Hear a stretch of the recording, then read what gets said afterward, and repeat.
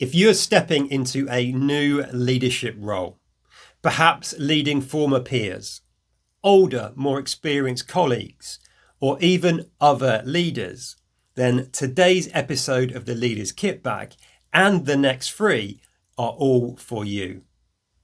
In this set of 4 videos, we're going to be diving into David Rock's SCARF model, a framework heavily grounded in neuroscience that can give you the confidence to successfully navigate these leadership transitions.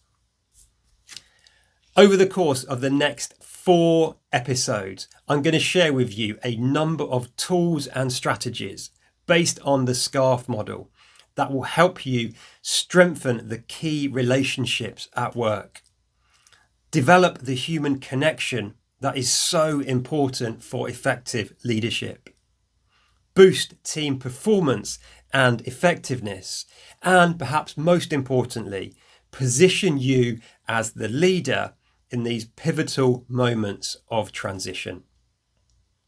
Hey, I'm Ben Morton. I'm a leadership trainer, executive coach, and keynote speaker. And everything I do is designed to create a world where people can go to work inspired to give their absolute best, whilst going home to their loved ones at the end of each day, feeling recognised for what they do and appreciated for who they are. So, to today's episode of the Leader's Kitbag and David Rock's SCARF model. The SCARF model is a simple framework that helps leaders and managers understand the social triggers that influence people's performance and behaviour at work. The model identifies 5 key domains that will trigger or cause a reaction or a certain behaviour. Now that could be positive, i.e. a helpful behavioural response, or it could be a negative one that is unhelpful and unconducive to effective collaboration or being able to take people with us as a leader. The 5 domains spell out the acronym SCARF.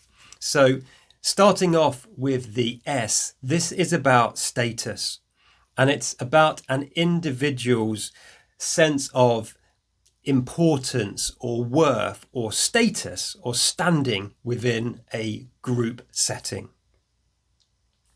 The C is about certainty. Quite simply, this is the human need for predictability and certainty. The A is autonomy. So it's the perceived idea of having choice and freedom about how one solves their challenges at work and what they do.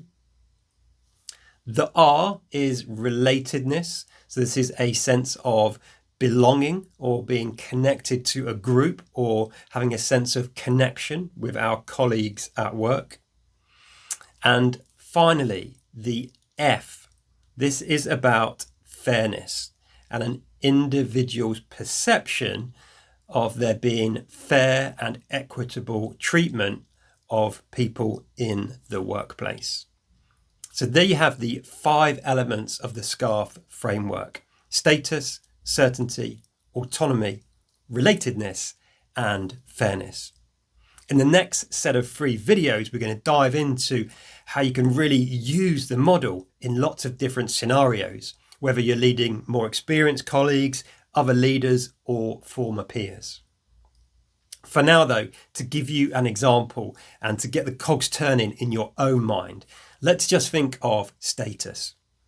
If you know or suspect that status is important to a colleague or someone in your team, the next thing to do is imagine they have got a status bucket, and for them to perform well in the workplace, for you to get a good response out of them, you need to keep their status bucket topped up.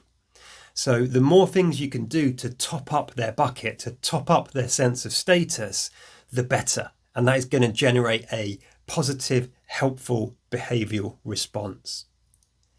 And at the same time, we need to be wary of shooting holes in their bucket or kicking their bucket over.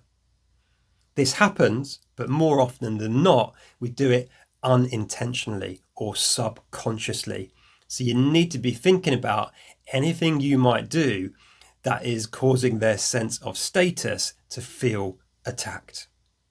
I'll leave it with you to mull that over, and I'll see you again soon in the next episode of the Leader's Kitbag, where we're going to dive into this in much more detail. That's it for now.